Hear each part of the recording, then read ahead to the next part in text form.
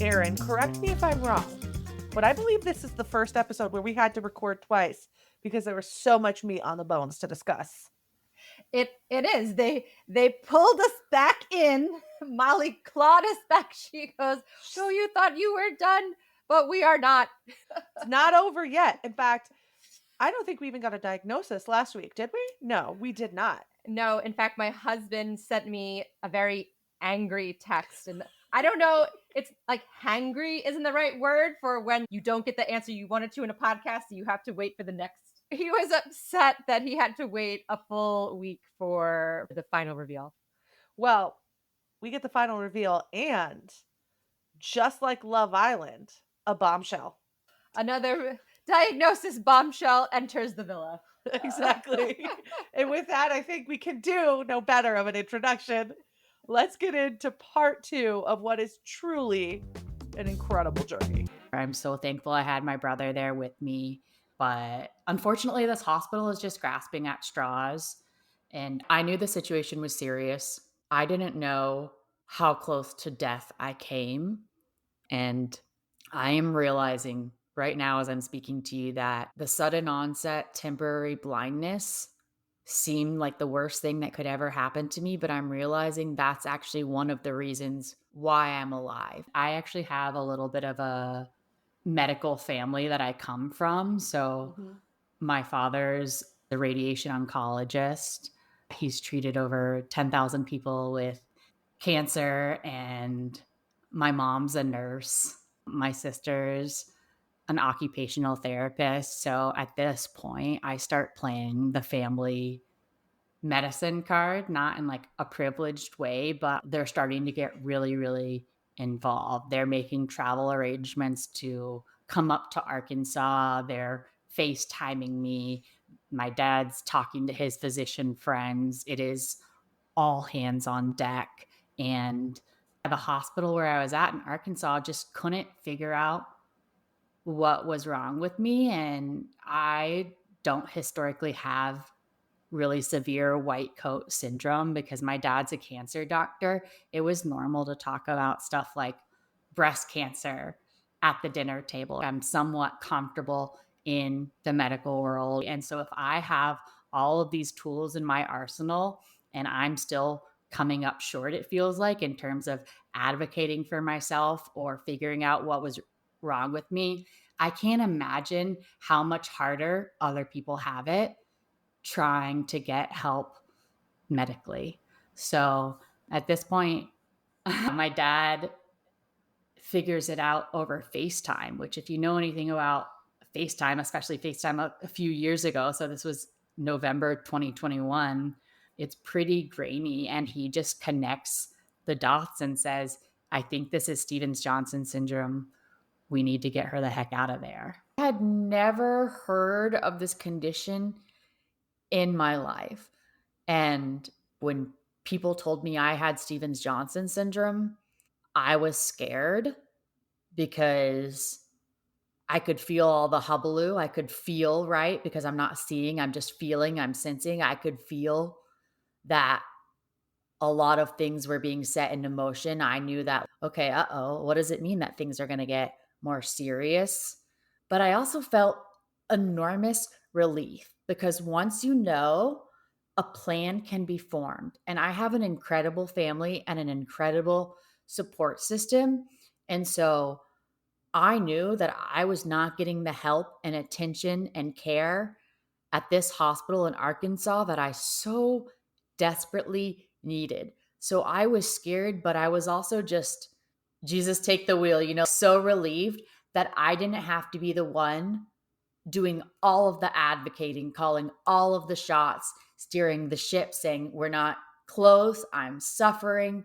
Come on, guys, get it together. Like, we could finally make a plan. Let's talk a little bit about Stevens-Johnson syndrome because it's a super rare condition. So not many people have heard of it or seen pictures of it, but it is a hypersensitivity reaction. And we have had plenty of guests who have had similar type. These are problems where your own body is attacking itself, and it affects the skin and the mucous membranes. So She was having blisters inside of her mouth. It was attacking her eyeballs.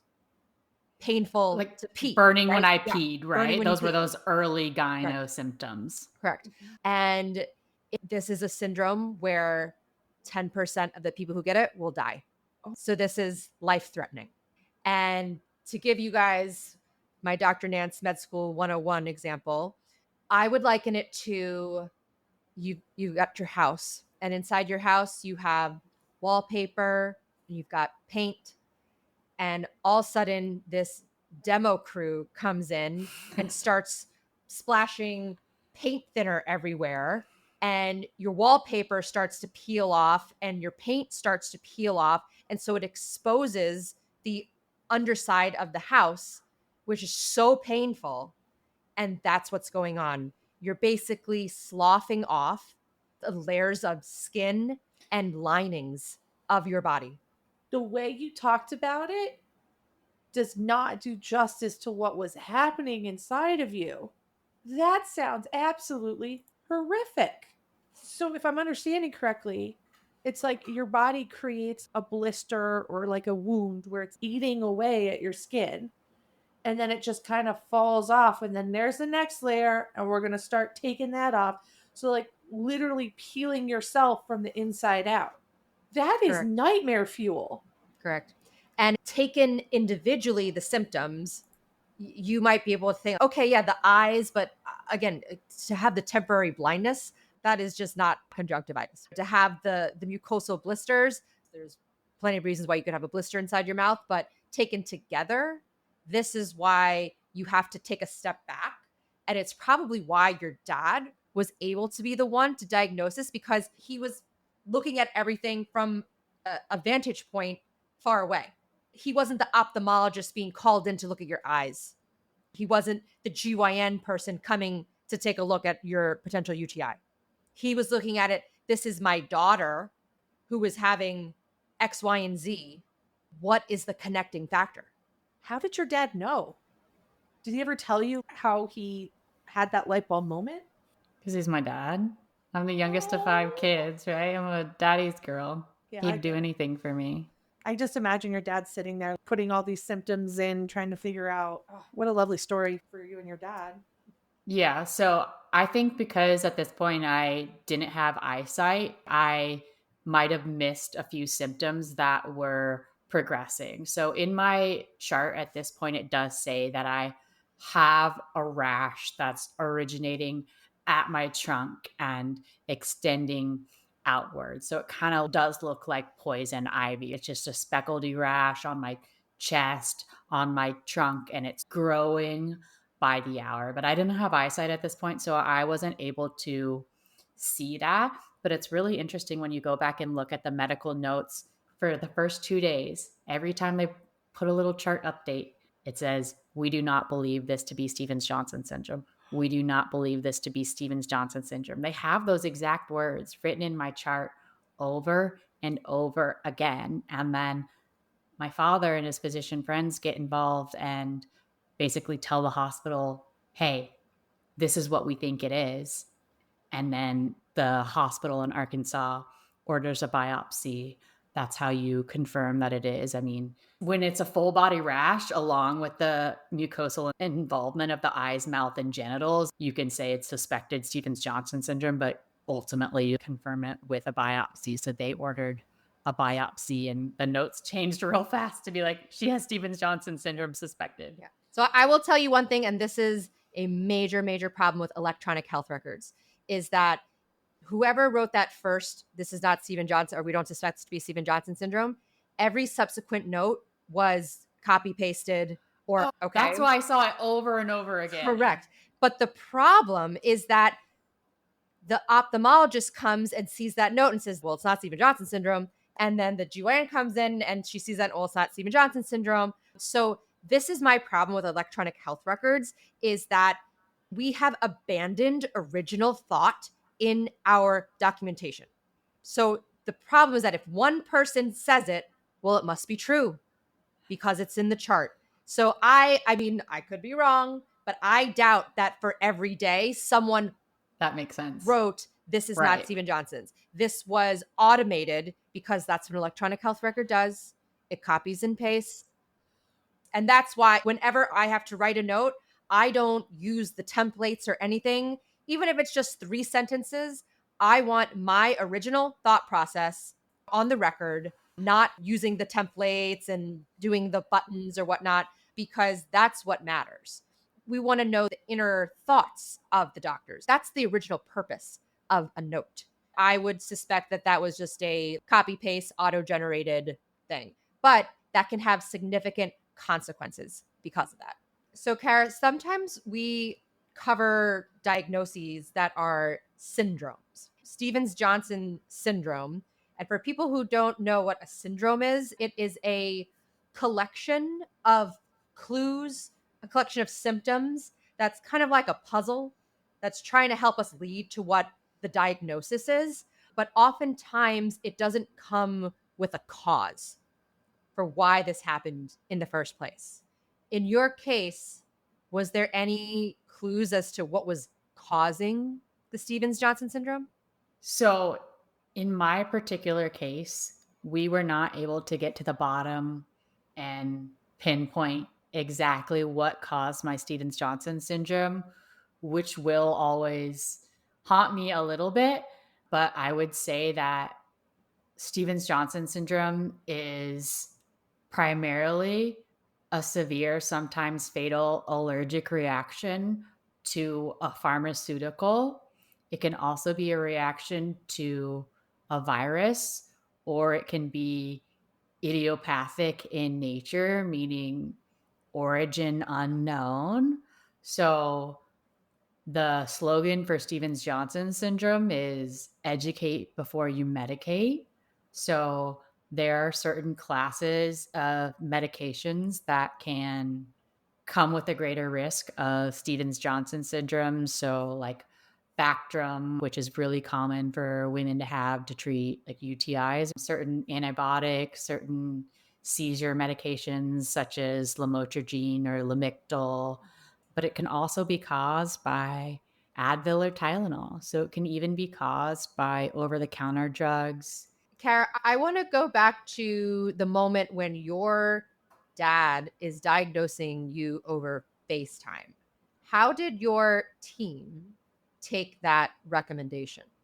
I don't really remember, to be honest. I don't remember, but I don't know that their ego was a problem because they have a patient that's presenting with really unstable vitals and is now being diagnosed with something that could potentially be fatal. So things started happening much faster when he got involved. So what their reaction was specifically, I don't know. But next thing I know, I'm getting a biopsy. Next thing I know, the chart is now saying suspected Stevens Johnson syndrome. Wheels are in motion. And I think that the thing about Stevens Johnson syndrome is I don't know how quote unquote treatable it is versus something that you're managing the symptoms and the side effects and letting run its course. It's not like you can really stop it in its tracks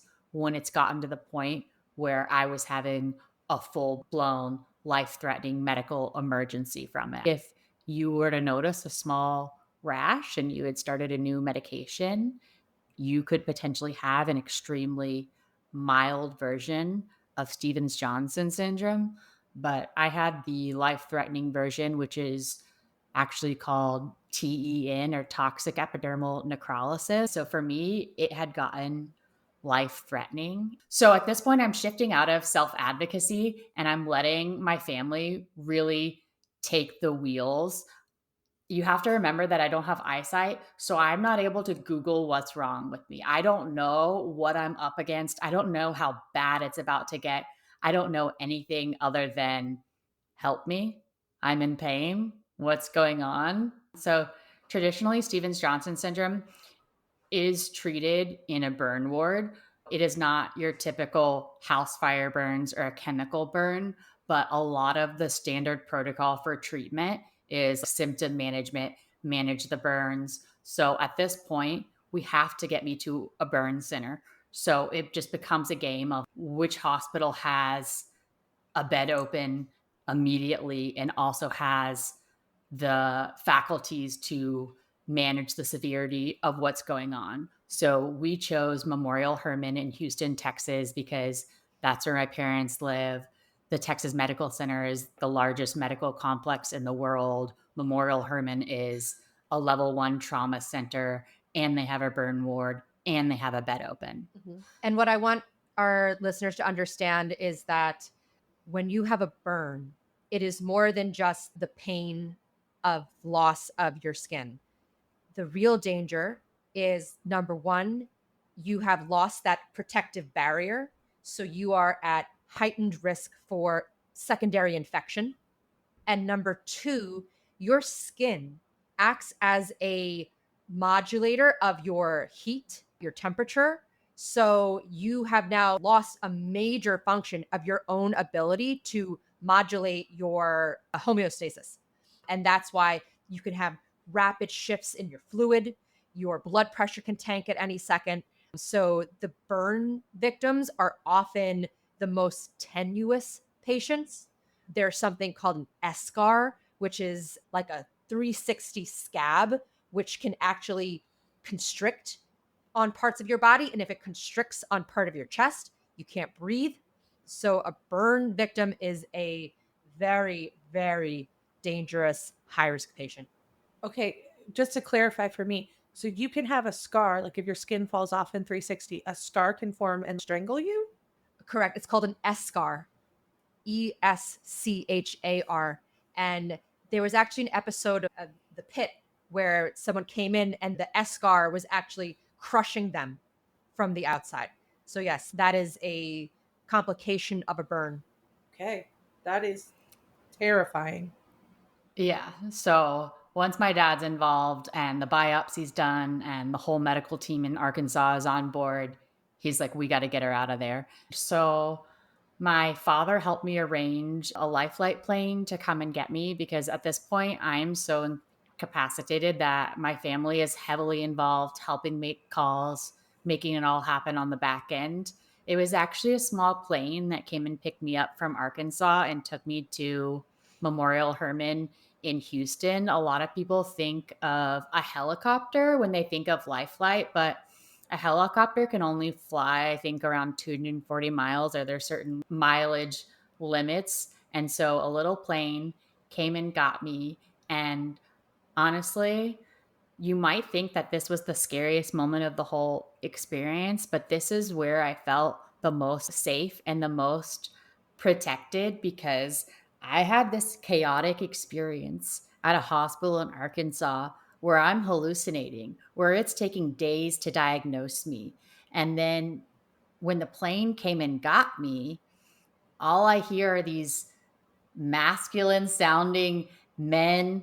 It was like 5 male paramedics and a male pilot. They're hoisting me up on a stretcher and lifting me into a plane. Can you imagine just being surrounded by all this masculine energy as you're in this dire moment? Suddenly, it was no problem getting pain meds. It was no problem pressing the page button and getting a nurse to come check on me because their whole job is to keep you alive in flight. Their whole job is to get you safely from one destination to another while you're incredibly fragile and in this dire state. So you have just voices checking on you constantly. Oh, do you need a little bit more medication? Are you comfortable? Are you stable? Like all eyes were on me, right? So here I am thinking I'm getting just the VIP treatment once again, not knowing that all hell was about to break loose. I thought all hell had already broken loose.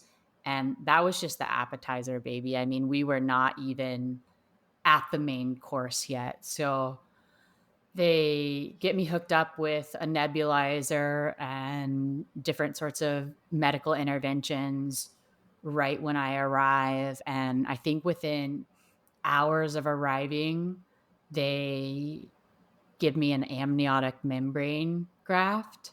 And this is a What is procedure. that? Yeah, this is a really, really cool medical operation, and they said that if they had not, my doctor said if they had to wait till Monday to operate on my eyes, I would not have any eyesight to this day. So almost within immediately of landing at the hospital in Texas, I was wheeled into the OR where they completed an amniotic membrane graft. So a lot of people are blind from Stevens-Johnson syndrome and they never are able to regain their vision for the rest of their life. And the reason why they go blind is because you're burning from the inside out and it's attacking the mucosa lining on your body, which is most heavily concentrated in your eyes, your mouth, and your genitals. So there becomes excessive scar tissue buildup all on the inside of your eyelids, all over your cornea. So basically, the scar tissue formation gets so thick over the surface of your cornea that you lose your eyesight. So an amniotic membrane graft is essentially like putting a fire hose on a house fire. We're attempting to cool things down essentially. So you take amniotic membrane from a donor mother and you sew it onto the surface of the cornea. And then on top of that, my eyelids were sewn together. They, they sewed your eyes shut? Yeah, because the inflammation in the scar tissue is also building up on the inside of my eyelids. And so every time I blink, I have a risk of abstaining abrasions and more surface imperfections on my eye. Holy cow. How did that feel to be conscious and have your eyes sewn shut? Well, I mean, I don't think anyone told me ahead of time that my eyes were going to be sewn shut. I just woke up unable to open them with them kind of bloody, crusty, dusty. And also, they said that it was like a bloodbath trying to extubate me from surgery. So they weren't able to get it clear. Oh, because of the mucosa blisters. Because of the mucosa, because I had blisters and I was sloughing all through my throat. They could not see what they were doing to safely remove my breathing tube. So when I woke up from surgery, I was in the ICU in a burn ward with my eyes sewn shut, with my hands tied down, with a ventilator in me, because when a patient is agitated and in that severe of a state, they could accidentally, at least this is my understanding, correct me if I'm wrong, Dr. Nance, that they could try and rip out their breathing tube. So they had you restrained then, right? Yes. What a way to wake up. I'm guessing there was no talk about this before you went under. No expectations. No, I mean, it was time to act. We had to act quickly. Okay, do you have any recollection of waking up and what did you think had happened? Like, I know you know now, but then did you just... All that people were telling me was that it was going to get worse. And I did not know what that meant. They were saying this was just the beginning. It's only going to get worse from here. I wound up spending about 31 days in total in the hospital system, including my time in Arkansas. And some of the most painful parts of the whole experience was just placing your standard lines that you would place for any patient who was in an intensive care unit. The most painful day of my entire life was the day that I got my PICC line placed and my catheter placed and I got an NG tube placed, because at this point, remember, I'm lobster mummy girl. Placing those lines was way more tricky than it was to place for the average person. They tried to place my feeding tube up my nose several times and it would get dislodged, or they couldn't do it very well. It would come out and they would have to start over. And then also, to set the stage a little bit, this was Thanksgiving of 2021. So we were in the middle of one of those pandemic surges. So a lot of the people that were helping me were nurses in their 20s, because so many people quit during the pandemic that they weren't able to pass along all of that historical and generational knowledge. I locked into my senses because I didn't have my eyesight. So my hearing became really, really sharp and very sensitive. So I would be able to hear the TV blasting like hospital surge, pandemic, right? We're going through another one of those COVID variants where things are shutting down. So the vibe of the hospital staff was they themselves were freaked out because they didn't know what was going to happen with the whole hospital. They don't have the nurses from the previous generation to tell them about Stevens-Johnson syndrome and help them place this NG tube of this super swollen patient. Erin, I have a question for you. Is it normal for people to tell you that it's going to get worse? I mean, I actually am grateful that they did tell you that, because what I was asking before about was, did you have any sense of the prognosis of your condition? And that's what they were trying to allude when they were talking about it's going to get worse. Because if you at least have some expectations about what's going to happen, then it won't be as scary when it does happen. Having a diagnosis is power. They knew you had now this syndrome, and now they know historically it's going to get worse before it gets better. And so that's why they're trying to do things like put in an NG tube, because they probably realize your esophagus is going to start to swell up and shut down. And so they're doing these almost like preventative prophylactic measures to keep you alive. That's exactly it. I'm so glad you jumped in and explained that. And if you remember from the beginning of my story, I'm the girl that likes to drive the ship, right? I'm the one that's telling my brother, you're going to have to do the talking. I'm throwing up, but you're driving me to the hospital. This is where we're going. You need to research it. You need to pick up my meds. I like to be in charge. And it said consistently in my patient notes, patient is agitated, patient is a little bit cantankerous. And sure, I'm sure I was a pain in the butt, right, for some nurses at times, but I also think that cantankerous nature is part of the reason why I'm alive. And can you imagine you're in all this pain and someone comes up and tells you they need to place all these lines and do all of these things? I did not want to have that NG tube placed. I did not want even more pain, even more procedures. So they had to tell me things are about to get worse. They had to tell me, we need your cooperation.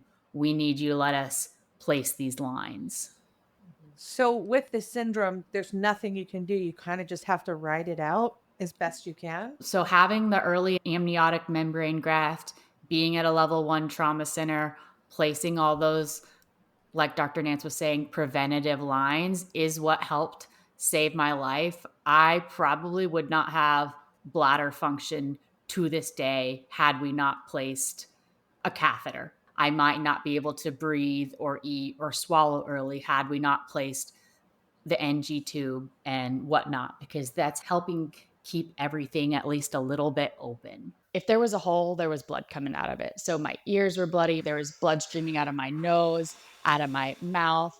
I have never published online the worst of my photos that I have from this time period, because if you even Google Stevens-Johnson syndrome, you will get a warning from Google, and a lot of the images have been taken down because it looks very zombie apocalyptic, because you're not bleeding in the sense of squirting blood, gushing blood like a gunshot wound. You're just kind of melting as blood is just continually for a month dribbling down. So I had 24/7 just suction where I could spit the blood that was continuously coming out into. I had all, I don't know what they're called. They're like, look almost like little lollipops with foam on the end. So those were always like in my mouth and in my Swab. cheeks. Yeah, and everything is trying to close up. I love this analogy of, kind of think of a scab healing, the way that your skin stretches together. So if my entire body is one giant scab, your skin is then trying to just shrink and close everything up to try and heal itself, not realizing, hey, body, we actually need some of these holes to still function and stay open. That's why it was so amazing that I had a breathing tube at one point, that I had an NG tube, that I had a catheter. And every time that I would snooze a little bit, my mouth would seal shut. So I would be like that, not able to speak. And so to be able to open my mouth, I would need a tub of warm washcloths, and then I would hold it against my mouth. And eventually I could descab and decrust enough that I could speak. It is true, Anna, that there's nothing, these are all what's called supportive measures. So they're trying to protect things, but there's nothing to stop the progression of the Stevens-Johnson syndrome, is the issue. You can remove the offending agent if it's a reaction to medicine, stop that medicine. But they don't have an antibiotic. They don't have a steroid dose. They don't have a Therapy of some radiologic sort. intervention. Yeah. That's Carrie, you are a strong ass woman. You are a strong ass woman. I'm sure you already know that, but Oh, I don't hate being reminded. I definitely flirted with death. So I was able to get extubated at some point, prove I could breathe on my own. We could take me off the ventilator. So I still couldn't see, but at least I had use of my mouth, which is very, very important to me, if you can't tell from this very verbose podcast episode. And you string your words well. You string your words well. they told me I needed another amniotic membrane graft because, like I said, it always goes back to the house fire analogy. You're putting a hose on the fire and it's cooling it off in some parts, but then the fire can catch again. We can't really cool things down. And after being ventilated, I did not want another amniotic membrane graft. My mom's best friend is legally blind, and I have an amazing support system. So that really can impact patient outcomes, because we got my mom's best friend that's legally blind on the phone, and they said, Kara, if you don't get another surgery, even though the last one you had to be vented for, you couldn't be extubated, you will be blind forever. I don't care if you're scared. Buckle up, buggeroo. You need to do this. And so we did, but I also was prepared to die.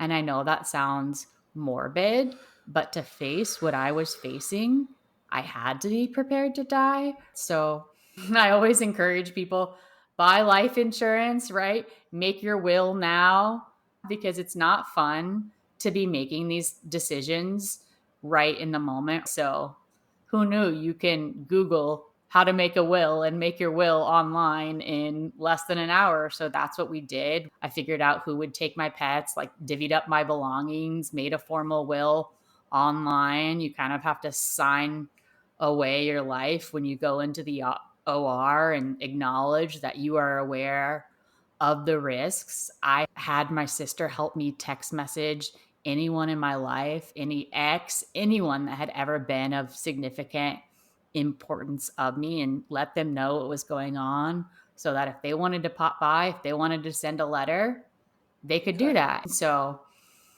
it sounds scary, but it was actually really, really powerful to know that I've made my peace with death. And I actually don't fear death in a traditional way. I fear leading a life nowadays that's aligned with my goals or my value system. I fear wasting time. I fear not being brave enough to raise awareness about what happened to me. But death itself is not something I fear. And Dr. Nance talked about this earlier, but some of what you're doing with a burn patient is just managing the infections and side effects and the pain that comes up, but you're not able to stop it entirely from progressing. Your skin is a large organ. So all of my skin had melted off in sheets. I could stick my hand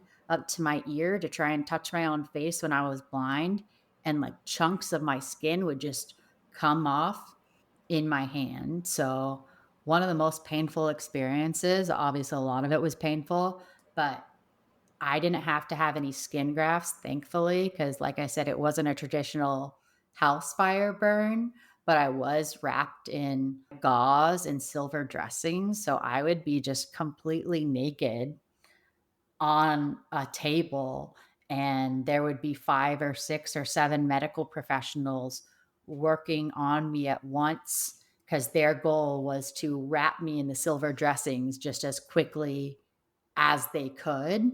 And meanwhile, I'm pumped with ketamine, fentanyl, morphine, all of these things just to be able to sustain the pain. I want to give people a real sense of what this is like. If you have ever had a blister from wearing bad shoes and that blister kind of pops and it's that raw red part under the blister that hurts like a mofo, that's her entire body. That's her entire body is that blister. And that's why burns, a lot of times they put people in induced comas because that is actually the humane thing to do. It's a safe thing to do, and it's a humane thing to do sometimes because of the pain level. I mean, you could apply a strong topical steroid and my whole body would be convulsing and I would be begging the nurses to off me because the pain was so intense.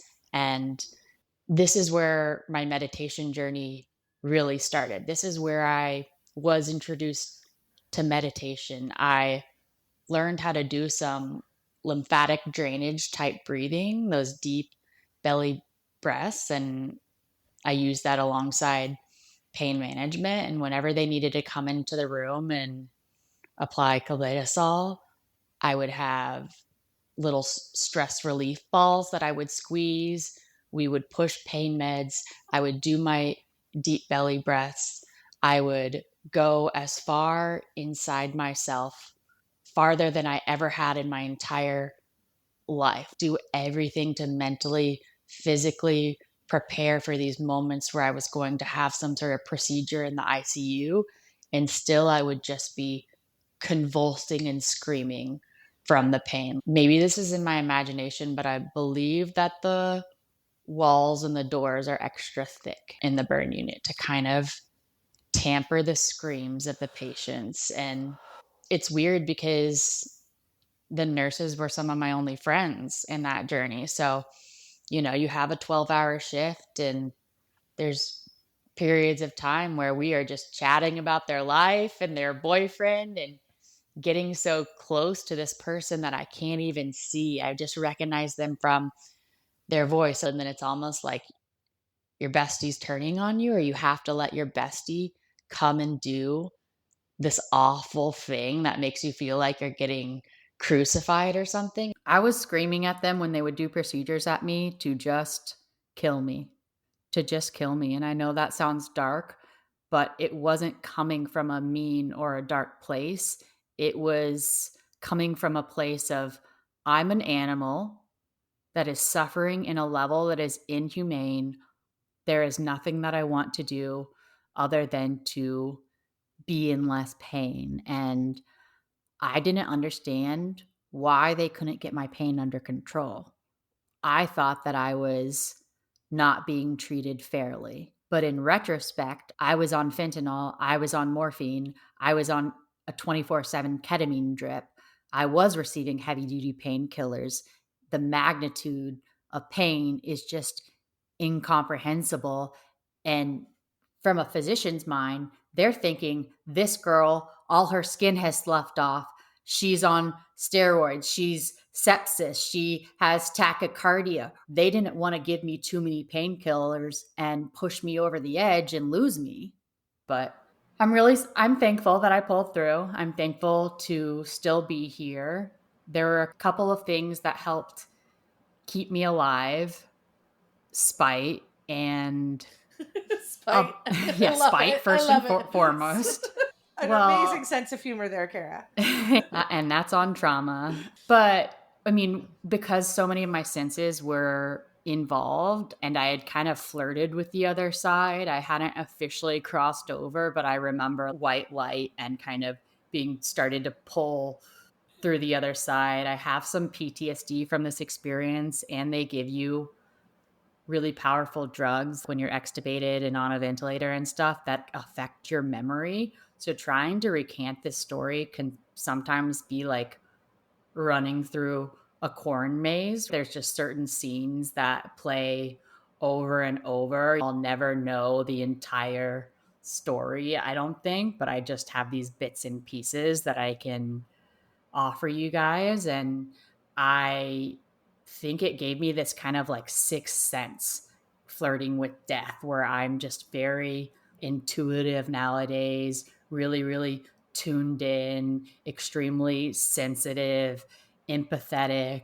And I remember being able to feel it when one of my nurses had lost a patient that day, because not everyone on the burn ward pulls through. And I remember when they'd walk into my room and I could feel that they had lost someone. And I remember distinctly making a decision right then and there that I didn't want that to be me. I wanted to meet a different fate. I didn't want my nurses to have another burden of losing another patient. So I think that's one thing that helps people survive the ICU is you make a decision. You decide, I'm going to fight. And then I also had a good support system. It was really hard because it was the pandemic. So I was only allowed 2 visitors a day during certain hours. And the hospital was a bit short staffed. And since my mom was a nurse, she was the one every day that was there helping wipe the blood off my face, help me make it to the bathroom, all that kind of stuff. And when you're kind of flirting with death, teetering the line between this side and the other, you're aware of, like I said, of everything. So I became very aware of love. The company I was working for at the time had organized a card drive where I had received hundreds of cards. And so my sister used to sit next to me bedside and read these beautiful cards that people had sent me. So even though I was in this awful scenario, I was just so full of spite and determination, and I could feel abundant love all around me. And I had already faced death. I had already made my will. I had already had to sign the papers that you have to sign to go into the OR. And I was like, not today. And here I am. You prepared for death, but you chose to live. I think that's Well, Kara, I Exactly. want to ask you because it's not lost on me that during this entire time you are blind. And can you talk about the moment when you are finally able to see and able to look at yourself? Yeah. So I regained some vision a few days before I was discharged. I had some glasses that they gave back to me once, like my stitches and everything healed. And for a lot of times, my eyes were just swollen shut. So I physically just couldn't open them. And once a nurse gave me my glasses and I put my glasses on, and I don't know what I could see at, right? Like maybe 2100 or something like that. It wasn't great. Everything was super, super blurry, but I could see. I remember waving a hand in front of my face and being able to see it. I remember being able to start making it to the bathroom a little bit easier. And it was an incredible, incredible moment. And the burn unit itself, I don't recall having mirrors. I remember going to the bathroom in the burn unit and thinking, this is weird. I can't look at myself. And I don't know why that is. I don't know if it's because they don't want burn victims seeing kind of how messed up they look. But the day before they discharged me, I took a step down from the ICU to a regular hospital room, and that did have a mirror. And it's actually a lot of work to get discharged. So you have to, again, just like you have to decide that you want to live, you have to decide that you want to get discharged. So you have to be on board with proving that you can pee again, removing the catheter, proving you can pee, right? Proving you can breathe, doing a swallow study, doing a ton of physical therapy. I was getting shots in my stomach every day to prevent blood clots. So I hadn't been using my legs a whole lot. So I kind of had to remember how to get my legs to work and then get my PICC line removed, accomplished all of these milestones. And similar to cancer centers, burn units actually have a bell that you can ring when you get discharged. So it was December 23rd, and we told my family that I wasn't going to be out of the hospital anytime soon. And they were going to have to have Christmas without me. I'm the youngest of five kids, and I have at least six nieces and nephews. So everyone was at home waiting around for me. And the nurses felt really, really bad that I had just fought death and was going to have to spend Christmas alone in the ICU. So they said, I think you'll have to push, but do you want to get out for Christmas? And I said, yeah, I want to get out for Christmas. So December 23rd, I got to ring the discharge bell, cried tears of joy. I mean, it might have been more like a dry cry because my tear ducts burned off, Yeah. but you know what I mean. Yeah. And my friend Stella, who also has SJS, came up with that term dry cry. I love it. It's true. Like it looks like we're crying, but there's not always tears coming down. And But see, it's finding that humor in it. I know that it's a horrible situation, but it's so lovely that you found these little moments of humor within it. big moments of joy, right? I mean, that's Yeah. the whole thing that's changed me about this experience is I have experienced now more heartbreak than most people have ever experienced in their entire life, but I don't know if I would take any of it back because the magnitude of joy and love that I've also experienced now is equally matched. And once you know that life has more depth, that can have more meaning and purpose to it, how can you just go back to your 9 to 5 and be satisfied with knowing that life could be less? You know what I mean? I don't know if I would change it if I could go back in time just because of the woman that I am today. So you get discharged home for Christmas. And what I'm wondering is we have talked to a lot of our guests who talk about whether they're post transplant or post big situation. And what happens is it is a really unexpectedly harder, longer, depressing road than they anticipated. And so I'm curious as to what your recovery process looked like. Yep. You nailed it. Me too. That's exactly what it was. I mean, this moment that I had spent a month in on my deathbed fantasizing about was here, right? Like Mhm. I thought I was going to become Princess of Genovia. I had all of these plans. I was going to I don't know, own an Airstream ranch, own some acreage. Like I had put in an application to get a dog. I was like, things are looking up.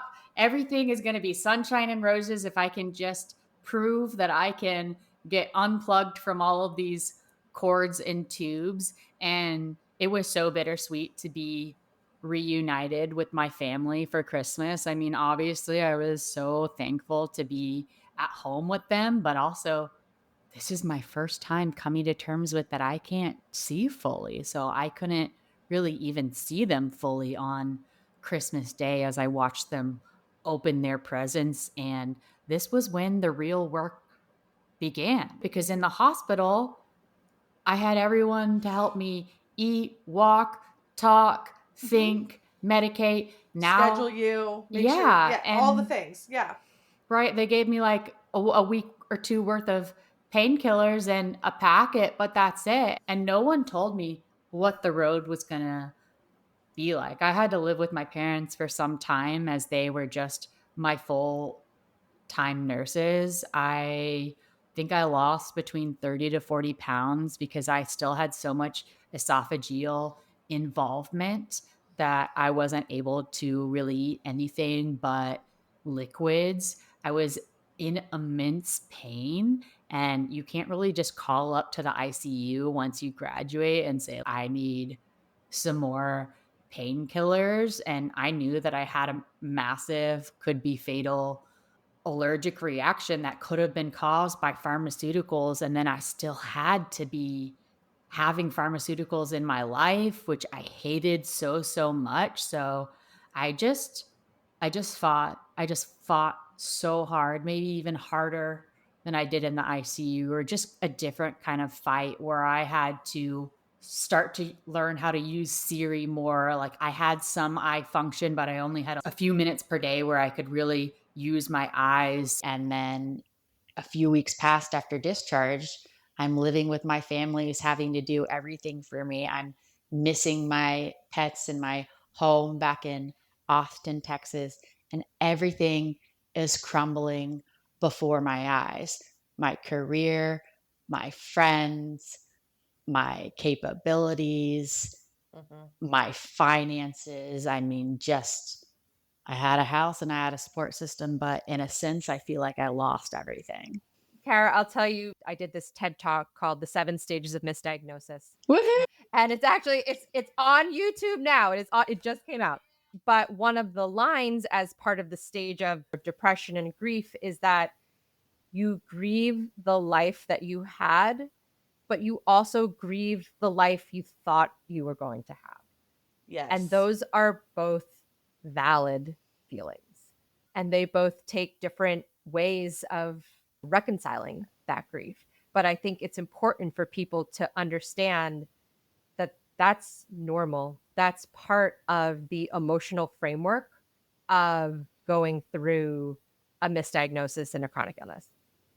The greatest death I've ever mourned in my life has been the death of myself, right? And I had to grieve. I had to go through that grief because how else could I step into Kara 2.0 and an alternate version of myself if I didn't mourn what I originally wanted? So after about a month or two, I was able to move back home to Austin. So I got reunited with my pets. I have 2 cats. They didn't recognize me. I think I smelled different, looked different, and I'm so thankful that they exist. I'm not married, no children, and they gave me something to return home to, and we were able to reform the bond. It took a bit of a team to get me back home and get me set up.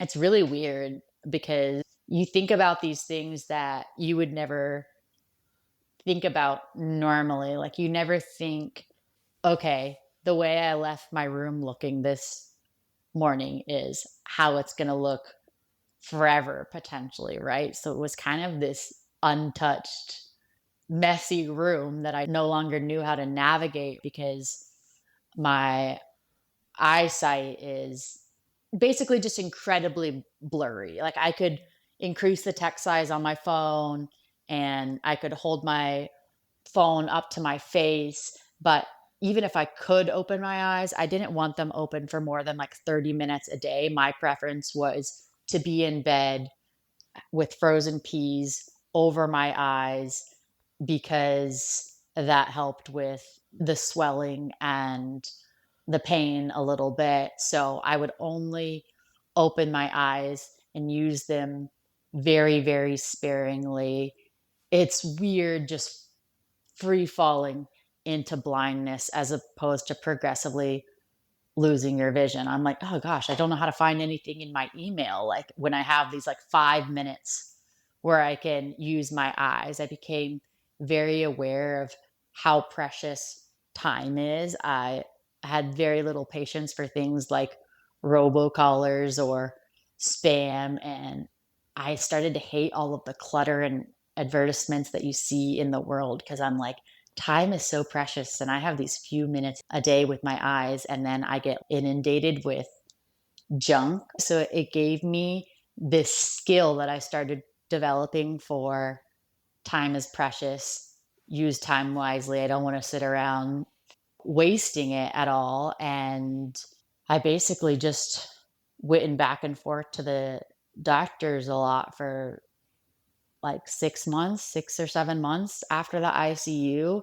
I had a standing appointment with my ophthalmologist, my cornea specialist, where I could always have a same day appointment because my eyes were so fragile and the ecosystem was super, super vulnerable. So I had to do a lot of steroid drops. And at one point, my eye pressure was in the 40s, and I risked blindness from glaucoma induced eye pressure. And it was like, just because I could see a little bit today didn't necessarily guarantee that I was going to be able to see the next day, so to speak. And at one point, because I couldn't drive, because I couldn't see, I was stuck at home, very isolated because of the scars on my skin. I wasn't allowed to be exposed to sunlight. So I had like 9 or 10 months where I never felt the sun hitting my skin, had no friends, was just couldn't drive a car, was just alone in a dark room. My only connection to the outside world was really going to the doctor's office. We enrolled me in white cane training. I had multiple eye operations where I had amniotic grafts repeated on my eyes. And yeah, someone taught me how to set up my phone. For someone that's visually impaired, they taught me how to get halfway around the block. All my muscles have kind of atrophied at this point because I've spent so much time being insured and laying in bed. And then I had a low vision therapist and I had Google. And so anytime I did have a few minutes of stable health, I was researching. I was getting on wait list. I was figuring out are the most innovative, edge things that you can do in this field to get better. And when things turned for me was when I finally got my eyes a little bit more stable. And that was because pros, which is a more sophisticated and customized version of a scleral lens. So people that have keratoconus will wear scleral lenses, which is, I think, an elongated cornea. People with maybe severe dry eye might wear scleral lenses, but it's the size of a nickel about, or it can vary in size depending on each person's individual eye, but mine are pretty large, maybe slightly smaller than a nickel, but an oversized contact lens that is hard plastic. And my insurance paid for my initial set, but out of pocket, they would have cost over $10,000.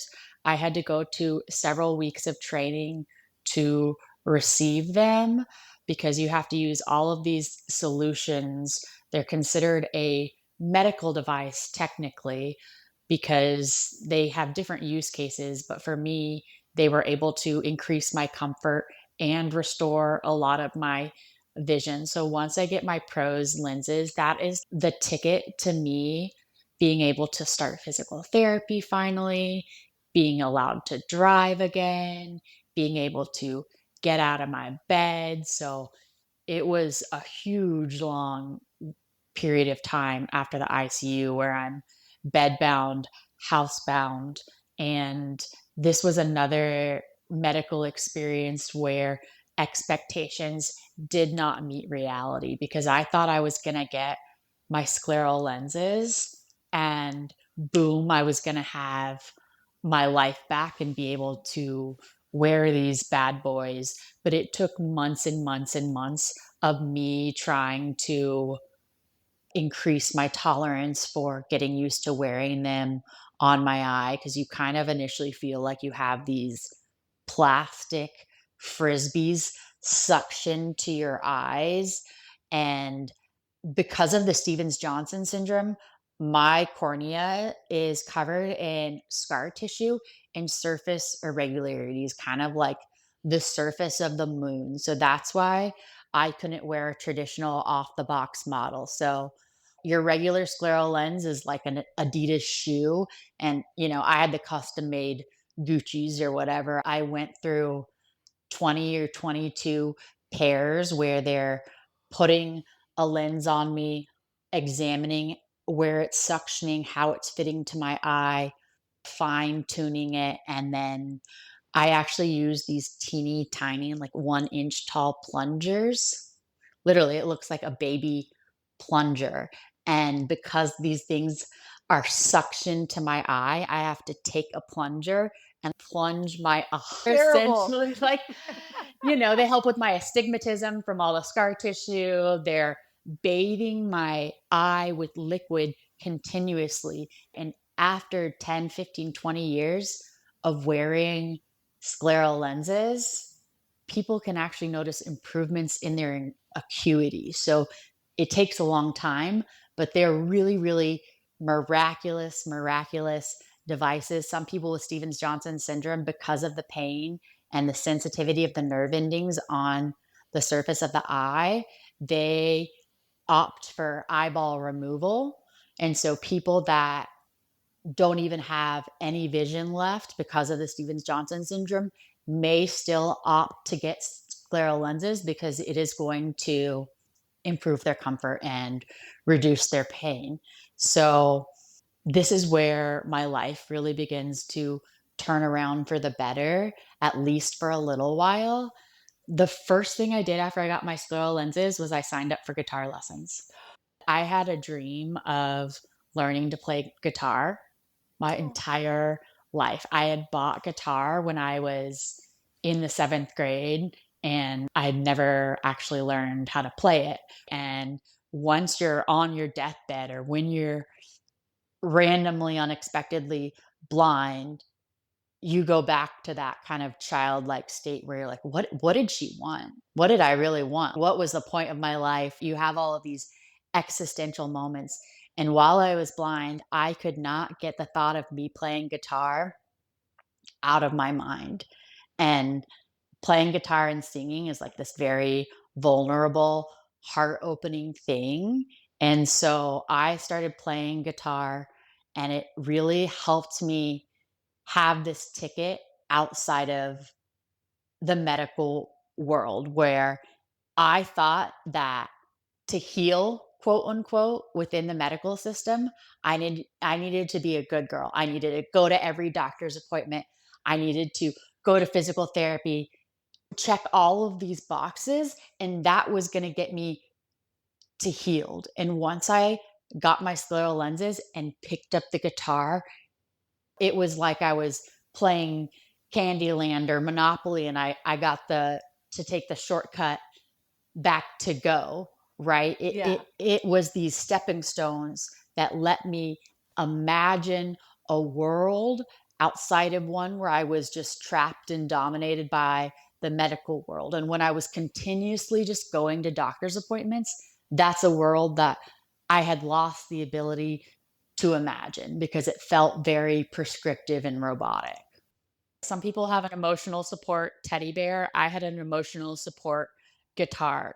And I wasn't really integrated with society at this point. You know what I mean? It was scared little sheep vibes, right? So Mhm. I finally had something on my calendar once a week that wasn't a medical appointment. I got to go see Guitar Boy, right? I had this just like young, full of zest, in his 20s guitar teacher, where I would just go over to his house and we would play. And Wait, is this an eat, pray, love journey? Is that what's going on here? I went a totally I did different have my route. eat, pray, love moment. I Yeah. I see, in my mind, Tara had a really sexy guitar Yes, teacher. yeah, because And then she got to play what I was guitar, but thinking. then also Yeah. have her heart played. I mean, it's very intimate playing guitar. Yes. It's very vulnerable, and singing too, right? We were singing. So, Bound and chicka bow wow. This turned into how Kara got her groove back. You know That's what? part of literally, the yeah, I part of got the my mojo podcast. back. Got all the things back. All right, so we're doing guitar lessons. It's bringing you joy. And I had dreamed of traveling, and I had been researching I need to take some sort of trip. My therapist had really encouraged it. My family and friends were like, "What does Mexico have to do with your physical healing journey?" I'm like, "Everything." I really encourage anyone that's gone through something traumatic to travel if they have the means or capabilities to. Travel is such a privilege, but it meant everything to me because it's showing me what I'm capable of. I've lost all of my faculties. Here is this chance to relearn who I am, what I'm made of. Here's a chance to get into another environment. And so I had to bring my emotional support guitar, obviously. So here I am with this like 1964 Gibson, this vintage guitar that had no business So hot. being on an airline, but I had been keeping it in my room. I had been playing with it several hours a day. I cannot go anywhere without this guitar. So this guitar is coming. And I go to this little remote surf town in Mexico, and I think about that trip every day of my life. Every day of my life, I think about that trip. You get so imaginative when you're in the ICU or when you suddenly lose your eyesight. You just imagine all of these different realities and circumstances, both good and bad. And after being tortured for, I'd gotten sick Thanksgiving Day of November, and I first went to Mexico, I think, in August of the following year. So, however long that is, like 9 months or so of being tortured day in and day out. And here I was in paradise with my guitar, just a totally different culture, a totally different language, a totally different everything, everything. And no one here knew that there was anything wrong with me. To them, I was this gorgeous, stunning American woman where I had never felt more ugly and self conscious in Texas as I did after it felt like my face was mutilated with burns and multiple operations. And I'm 5'8", so I'm a little bit taller than the average standard height of a Mexican man. So they're just like all looking up at me, heads are swiveling. This goddess has arrived, and I'm just hurt little baby bird, like, oh, maybe I should stand up a little taller. You're like, oh, okay, maybe I am someone. It was a small surf town with a lot of open mic nights. So the very first night I was there, I made friends with a local Mexican man that got me plugged in to the open mic scene. So even though I just was a total beginner on guitar that only knew 3 or 4 songs and a couple of chords, I got to perform on stage and bring my guitar and just felt like the belle of the ball. So this trip was a huge confidence builder. I began to hope again. I began to dream, call my parents up. Hey, maybe I could have a really cool future. Maybe I am capable. Maybe I can do things. And that is so powerful. Once my mind was believing that I could do things again, what do you know? My body stopped rashing out so much. It stopped thinking, oh, all we can do is replay this nightmare over and over again. Yeah, and that's my Anna's favorite line from my book. The most powerful drug is hope. It's And totally it is. true. It And is, setting yourself up for wins is how you get that hope. And I think a lot of people forget about that.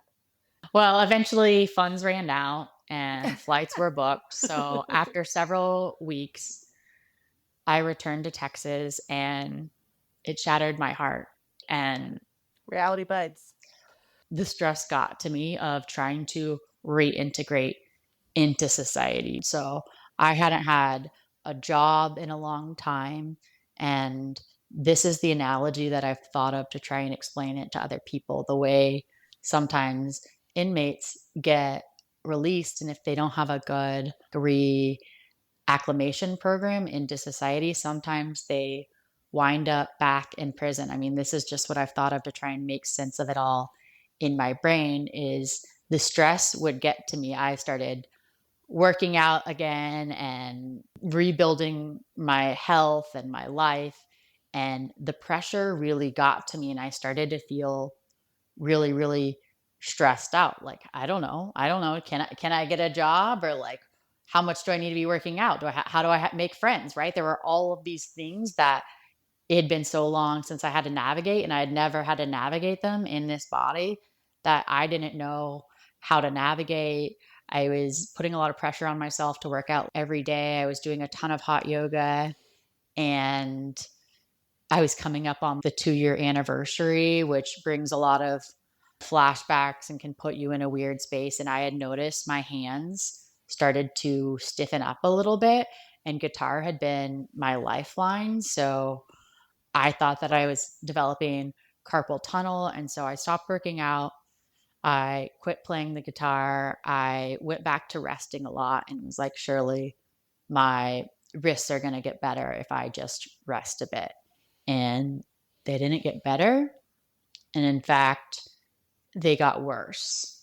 And all of my body started stiffening up. All of my joints, my fingers, my toes, my arms, my knees.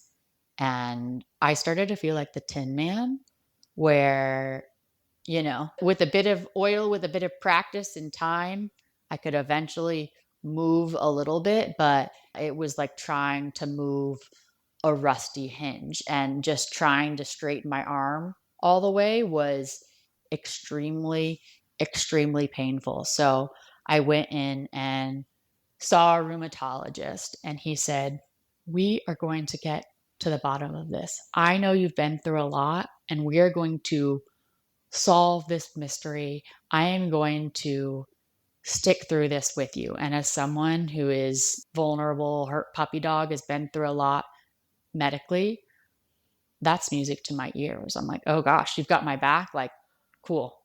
When do I book a follow up? But he kept saying, well, your labs are coming back clean. I think you're okay. And he had started me on meloxicam, which is, I don't know, maybe like Advil or something. Anti-inflammatory. Mhm. Yeah. And I felt really gaslit medically, because one of my flaws is I can get quite attached to a doctor, because it's hard to build that comfortability, and it feels like starting over. And I'm like, oh, this person gets my story, they get my background, I'm going to keep betting on him. And so meanwhile, I'm rapidly deteriorating. So I am no longer able to get up from a chair by myself. My sister is an OT, and I was living with her at the time, and she was having to help me physically go from sitting to standing. I had to alter my whole wardrobe because I couldn't lift my arms above my head to get a sports bra on. So she, as an OT, is helping me rethink my wardrobe. I live downstairs and my sister lives upstairs, and I tried to walk upstairs one day and I just ate it and fell down the stairs. I couldn't open a prescription bottle. I tried to open something that was glass, but I had lost all my grip strength. So I had tried to use something to help pry this glass thing open, and it had shattered and cut open my palm. So I am really painting this picture to this rheumatologist because I just want him to take me seriously. And I'm telling this rheumatologist the blunt of it. I'm not sugarcoating anything. Like, I am falling down the stairs, I'm cutting open my hand. This is not normal. And I was totally inexperienced when it came to working with rheumatologists. He told me I was fine. So I'm like, oh, I'm fine. And rheumatology is notoriously hard to get into. So Yep. I had asked around in Austin, and it was going to be like 6 or 9 months wait. And then my father, my dad, saving the day once again, knew about a rheumatologist in Houston and says, why are you spinning your wheels waiting 6 to 9 months to see another rheumatologist in Austin? I know a doc in Houston you can go to. And I got in to see this rheumatologist in 2-3 weeks. I walked through the door. She diagnoses me with rheumatoid arthritis within 2 to 3 minutes of meeting me. And I don't want to say that I doubted a doctor, but I looked at her a little quizzical, Are you sure you don't need to see some labs? You don't need to examine me some more? She says, no, I see it. Your joints are stiff and you have swelling around all of your joints. Like, you can see my knuckles would puff up it would puff up around my wrist. She could see that I couldn't really bend my hands and I had these little claw hands. And she goes, joint stiffening for 6 weeks or longer that does not improve with rest. This is textbook rheumatoid arthritis. There's no doubt in my mind. Sure, we can get more labs. Sure, I can look at your labs, but I am absolutely certain that this is what you have. And what I had was rapid onset, seronegative rheumatoid arthritis. So, seronegative, and I'm going to pause in a second and let Dr. Nance maybe explain this if I'm explaining this Don't take incorrectly. it on, girl. It's too hard. Yeah. Just let her do it. So rheumatoid arthritis and a lot of other rheumatologic conditions are usually diagnosed through positive lab findings. In the case of rheumatoid arthritis, it's usually a positive rheumatoid factor, RF, but there are some other positive labs like anti-CCP. You can have something called a positive ANA, which are a little more non-specific, but they are usually positive in these cases. Now, in seronegative rheumatoid arthritis, your example before about the rusty hinges, the squeaky, noisy, stiff hinges is a perfect example, because think of your joints as hinges that are now rusted over. And so it's just really stiff. It's hard to move them. But in seronegative rheumatoid arthritis, there's no evidence of rust. Oh. And all they see is a hinge. And they go, your hinge is normal. There's nothing wrong with your hinge. There's no rust. And so that's how you can think of seronegative RA. But something that I have talked about before is a lot of physicians, before we had lab testing, they would make this diagnosis on physical exam alone. And what my mentors used to tell me was that you can solve 90% of all diagnosis through history and physical exam alone, which means listening to the patient's story and physically examining them. And that it really, we should only be using the lab work and the imaging to confirm what we already assume is going on. And unfortunately now, and part of this has to do with diagnostic criteria for insurance companies, right? They're going to say, where's the proof? How can you diagnose this person? Exactly. Okay. So it's not just the doctors saying like, well, no, you can't possibly have this. There's multiple reasons why you may not be getting the diagnosis that. So kudos to that doctor for just using her own experience and her eyes to get you that diagnosis. Because what I tell women all the time, I go, you're coming in with morning stiffness in symmetric bilateral multiple joints. You have a rheumatological condition until proven otherwise, not the other way around, right? Wow, I love that. You should not have to prove that you have something. It should be that you have a rheumatological condition until we figure out what, if it's something different or it really is nothing. That better have gone in the book. Also, people may not understand is the difference between osteoarthritis and rheumatoid arthritis. Osteoarthritis is ho-hum arthritis. When you think of like, oh, elderly people who get arthritis, they need the knee replacements, they need the hip replacements, their fingers look kind of knobby.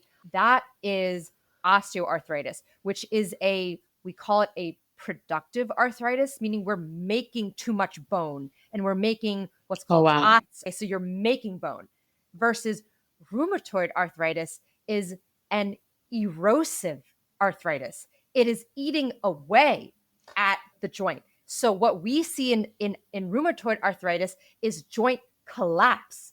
The joint is being eaten away like moths eating at the joint surface. They're eating away the cartilage. And so on x-rays, the pattern is different.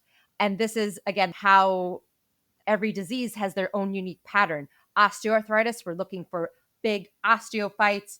Rheumatoid arthritis, we're looking for erosions. Psoriatic arthritis, there's something called pencil in cup, where your finger joints looks like it's a pencil inside of a cup. So there's a lot of nuance that we can tell beyond just the positive lab findings. So this is just for anyone who's been in your situation, which I can tell you right now is hundreds of thousands, if not millions of women who have been told your labs are negative and dismissed. That is just simply not the case, that you don't have a potential rheumatologic condition. Right. And so the con of it coming on so quickly is that damage was happening at a rapid rate, but the pro is she's falling down the stairs. There's something clearly off with this woman that was physically capable and able a few months prior. And I think this is oftentimes why it takes women years and years to get diagnosed if they have something that's progressing much more slowly. So you get a diagnosis. I got a diagnosis. Yay. And You got 2. yeah, I think the reintegration into society was a major stressor on my body. But to be honest, I think it had started percolating right after the ICU. My hips always hurt, which everyone said that was from being bedbound so much. I always felt like I had the flu. Like ever since I got out of the ICU, I never totally felt at home in my body anymore.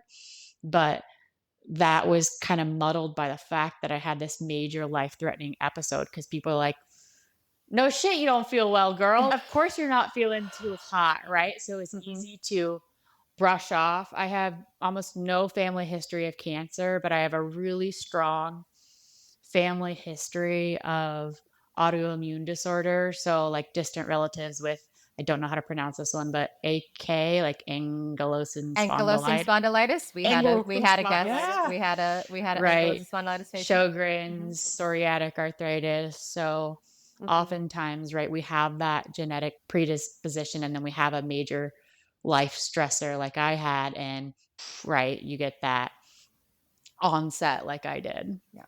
And that we have talked about this before. I do believe that for most of these autoimmune conditions is that we have a genetic predisposition with an environmental trigger.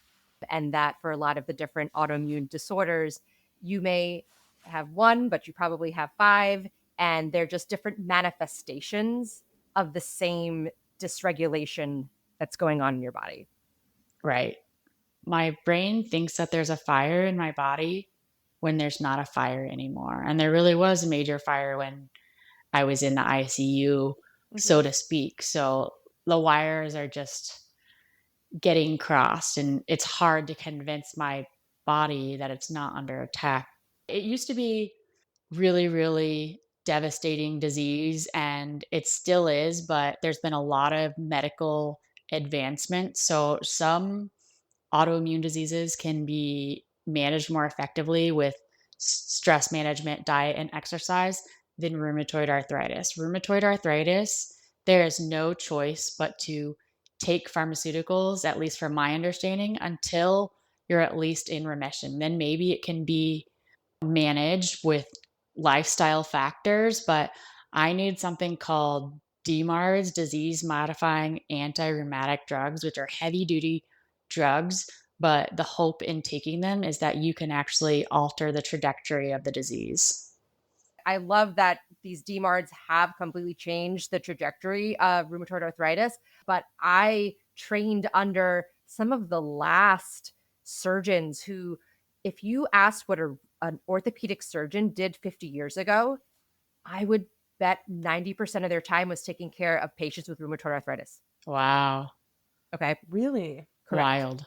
So now we are to the point where there are so few people coming in with advanced stage rheumatoid joint destruction that the new surgeons don't even know how to do the procedures because they just don't have the experience of operating on patients with rheumatoid arthritis. And a lot of for example, the hand implants for rheumatoid arthritis, they were designed for patients with rheumatoid arthritis. They're called silicone implants. We can't use them in regular people or people who have other types of arthritis because those implants are made for so low impact because people with rheumatoid arthritis were basically just bedbound. So we were like, okay, we'll design something that we can take away your pain, but you can't lift anything heavier than a pen because they were made for a population who was so crippled. So the fact that we can say to you, I hope that you have a future without needing a joint replacement, Wow. is a miracle. Although, Kara, you're in the position where the treatment is actually one of the triggers for your problems. Yes, yes. And I was so grateful to have the affirmation of a diagnosis, because once there's a diagnosis, a plan can be formed. But also, my heart was completely shattered because I rebuilt my life brick by brick only to be back in this position. I had learned how to live like a pretty naturopathic, kind of holistic lifestyle, so to speak, where I wasn't on any pharmaceuticals, right? After pharmaceuticals potentially almost cost me my life, and then I had to take pharmaceuticals in the recovery process, I had learned how to just manage everything with yoga, therapy, nutrition, all of the freaking things. And biologics or DMARDs are no joke. They're heavy duty drugs. And so I was terrified. My heart was shattered. I got diagnosed in December. My first biologic was in January. It was Humira. It took me a couple days to give myself this Humira injection because I just let it lay around. My hands were shaking. I finally took the injection, and then I quickly rejected the Humira. So I built up neutralizing antibodies, and my body fought it off. So fast forward the next 12 or 18 months, and I have now tried 7 or 8 biologics. My body has fought all of them off, rejected all of them. I essentially have this hypersensitive body from the Stevens-Johnson syndrome. So my nervous system and my immune system is just so conditioned to viewing everything as an attack that it doesn't know how to not view something as an attack. And you have to remember, prior to the Stevens-Johnson syndrome, I was a pretty healthy kid with 0 operations. And then in January, we tried Plaquenil, which is also called hydroxychloroquine. And I had so many physicians tell me they thought it was going to be milder and was going to be my miracle. And I took 3 half doses, and I took these 3 doses every other day. So I tried to do a really slow and conservative titration up. And by day 6, I had a full body rash and I shed all of my skin again. And I was in the hospital on IV steroids and Dilaudid. So I was just once again brought to my knees by the universe, bedbound, losing all my skin. So I've been in this cooling off period.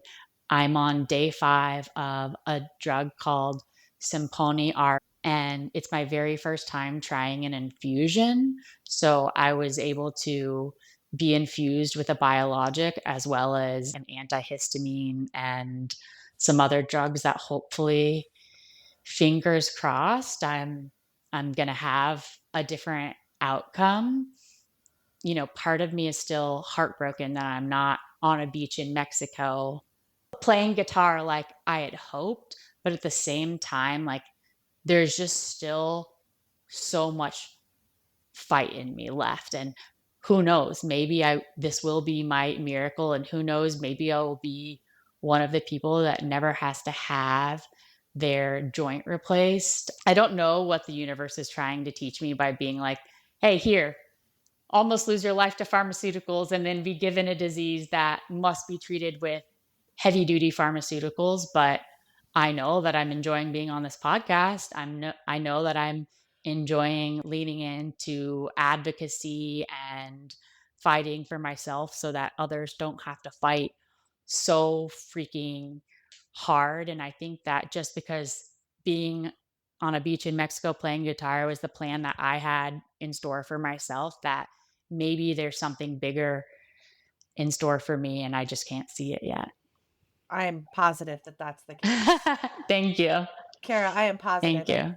And I will say, I have every hope and every good energy I have is put towards the dream that your resilience will lead to your recovery, right? And I think that, to go back to the Dr. Nance quote we always throw out there, the most powerful drug is hope. And you have shown us today Absolutely. Absolutely, it is. just how hopeful you are. And I'm so sorry. I'm so sorry, but also you are taking everything in stride. You're doing the best you can. That's all you can do. We'll see. We're going to have a podcast follow-up a year from now, and I'll be dialing in from Mexico, you know? I hope that that's the case. I'm going to take my favorite quote from The Hills, but the rest is still unwritten. From the hills. And we cannot wait to hear the rest of your story. Before we get into discussing this, because this is a lot, and I cried multiple times during this episode, as I seem to do these days, I just want to remind everyone that stories like these are possible because you share them with us. So if you have a story that you'd like to share with us, please do not hesitate to send us an email. I'm going to try to do it this time. It's stories at themedicaldetectivespodcast.com. Did I get it right, Erin? See, we can all learn and grow. We did it. Yes. And, I said last time I was in LA and I got to meet so many listeners of the podcast. It's like nothing makes me feel better to hear someone say, I see myself in these guests and my story is just like their story. And we talk about, on this episode, actually, Kara gave us a lot of compliments about what we're doing here on the podcast and how, yes, it is a really interesting Dateline type mystery where we're trying to figure out and guess what's wrong. But I think what we are doing on a broader scale is really bringing some topics that don't get the airtime that they need to when it comes to the healthcare system and, what does healthcare look like for your average woman.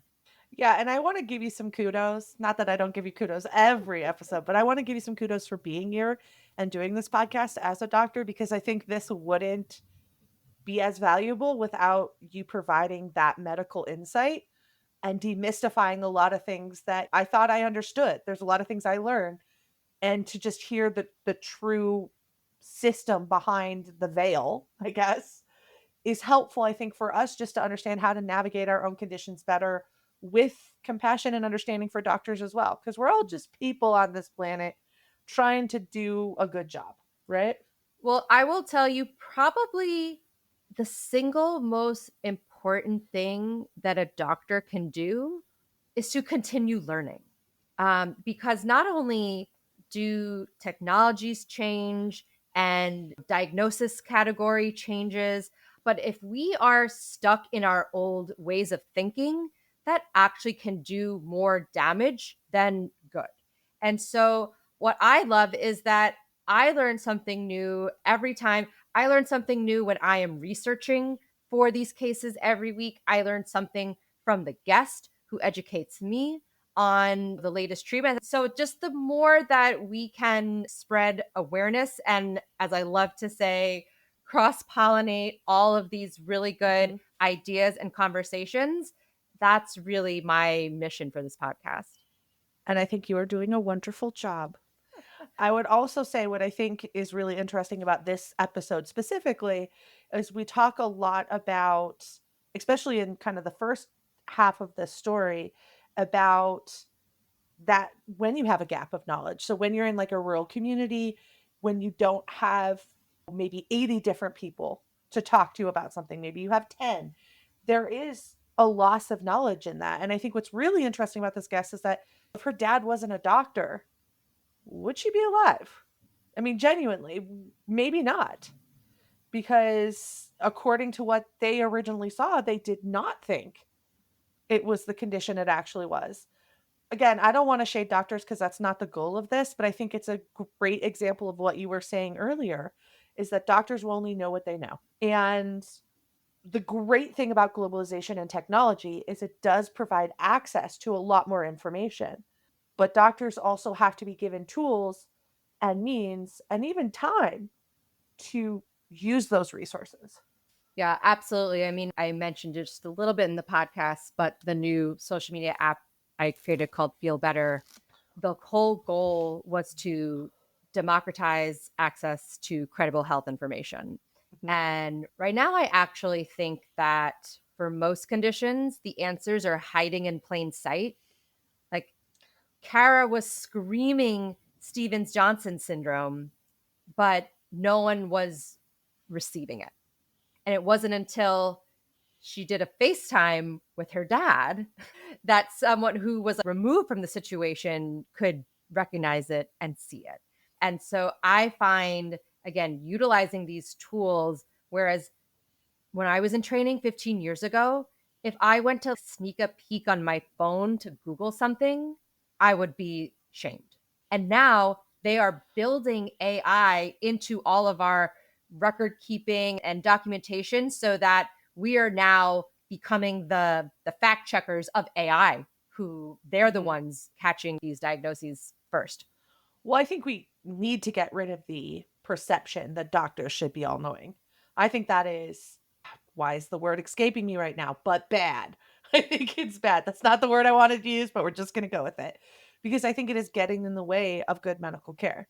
Let doctors be human, let them be imperfect like we are, but by allowing them to be imperfect, we're able to move forward towards better healthcare.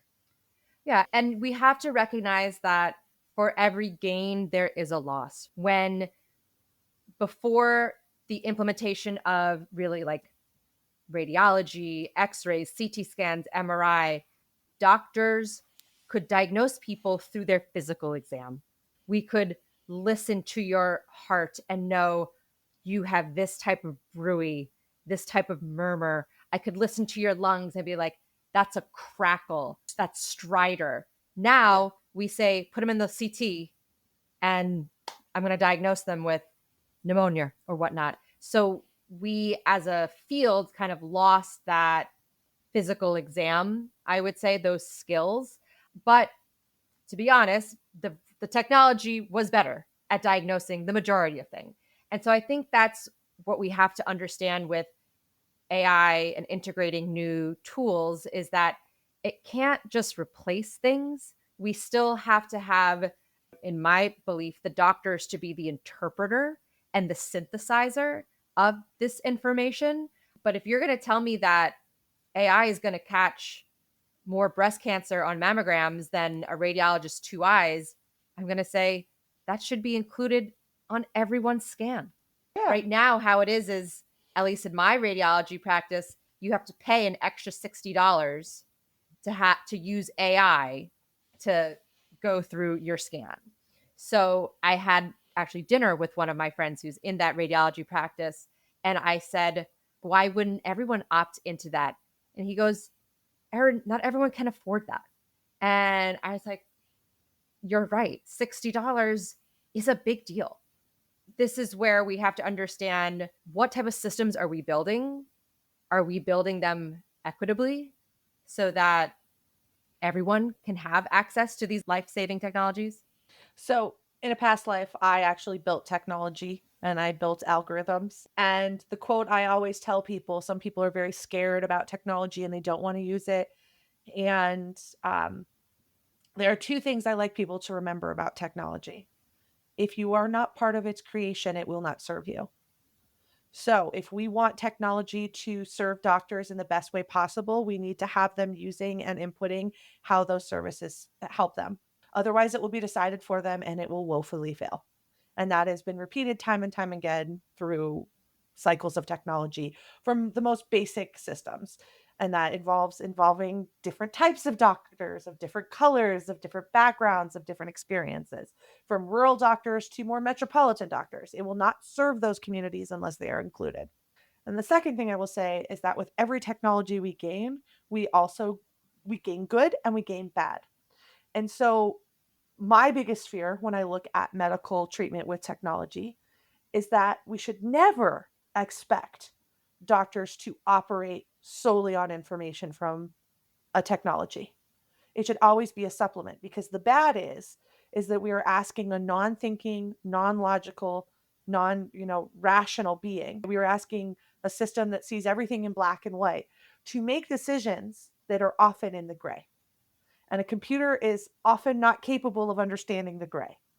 So the biggest detriment that this technology that we are having in the future will have on our society is a loss of operating in that gray. And for medicine, I would say most people with complicated issues live in the gray.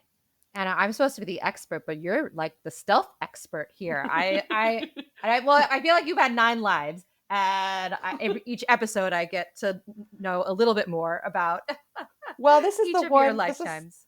This literally was my career before being a creator. I built technology in this area, and I was a product manager. So I've seen these things come to fruition in other sectors, and I just hope for the medical sector that they learn from some of the mistakes that other maybe sectors had. Anyway, I think there are a lot of things to discuss, and we've spent a lot of times talking just about rural medicine and the help of technology and outsliding. But then we need to get to the next part of this is, and again, we're jumping around a lot of stuff. There's a lot to talk about, guys, and I feel like we're not going to be able to address everything in this episode. But one of the things that I think is really interesting, and we talked about this with Simone, she talked about that depression after surgery, where you lead up to healing and then you heal, and then you realize life kind of sucks because you've had to let everything go. You're apart. This week, Kara had mentioned her apartment. She didn't leave it thinking she wouldn't be back for 9 months. So there's probably rotted food in the refrigerator. The place is probably a mess. Like, you come back to this life that is less than ideal. And even further, that creates another layer of stress, which unfortunately in this situation led to another illness. And I think when our body attacks itself, it is very good at finding new ways to take that on. And I think a lot of people with chronic illness are dealing with not just one situation, but multiple. And I think it's something we should just talk about a bit so we don't forget to acknowledge that, because I don't think we've really talked about that specifically before. Listen, I tell people if you have one autoimmune disease, you have 5. They just haven't been diagnosed yet. Because that is my story. Yeah, because in my experience, the autoimmune disorders are really just different manifestations of a dysregulation of your body systems, whether if it's going to come out through your nervous system in this way, if it's going to come out through your joints in that way, if it's going to come out through your skin in that way. We've had people put tons of rashes and stuff like that. So in my opinion is that there is an underlying trigger, whether or not, you were genetically predisposed, plus, environmental triggers that have caused dysregulation of your systems, and that these autoimmune disorders are just naming that dysregulation, how it's expressing itself in different parts of your body in different times of your life. You know what's funny about autoimmune illnesses that I think about all the time is they really stem out of your body trying to do a good job. And it's just like, listen, guys, just like me, my immune system's an overachiever. I feel like sometimes it's helpful for me to think about it that way so that I'm less angry at my body. She's just trying real hard, right? She's trying really hard. And yes, that manifests in me being stuck in bed and sometimes crying. But if I can try to not be at war with my body, that is the best thing I can do. Because even as Kara kind of mentioned throughout this episode, is like the less stress you have, like stress is a huge antagonist in these situations. So I don't know if that'll help anyone else, but trying to just to recognize that it's my body actually trying to help me, but just well intentioned, but she's getting it wrong, right? Yeah, and we briefly alluded to this earlier, but the use of the term autoimmune and thinking about it in terms of your own body attacking itself, the more and more I think about it, I just don't even really think it's the proper description of what's going on. And I like to think about it in terms of homeostasis, which is like a big word, but all it means is that your body is in balance. And so for your, example, your immune system, and a balanced immune system is when there's no outside virus or bacteria coming in, it's quiet. When the virus and bacteria comes in, it does its job. And that's homeostasis. And I think that what we're really trying to figure out is, why is your body's homeostasis off? And that is the real mystery. Well, I So. think in honor of Kara in this episode, if everyone could share this episode with someone who doesn't have the same illness that you have, but has a different type of illness who you think would benefit from listening to this show, that would be the greatest compliment that you could give us today. So thanks everyone for listening, and see you next week.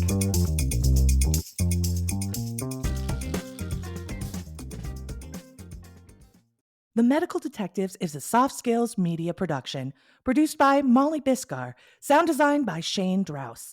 If you have a medical story you'd like to see featured on The Medical Detectives, please email it to stories@themedicaldetectivespodcast.com. The information provided on The Medical Detectives is for informational and entertainment purposes only and should not be considered medical advice. While we may feature licensed medical professionals, including doctors, we are not your personal doctors, and no doctor-patient relationship is established by listening to this podcast or interacting with our content. All discussions are general in nature and may not apply to your specific health situation. Always seek the advice of a qualified healthcare professional before making any medical decisions or taking any action based on the content of this podcast. Never disregard professional medical advice or delay seeking treatment because of something you have heard on this show. If you are experiencing a medical emergency, please contact emergency services immediately or consult a qualified healthcare provider.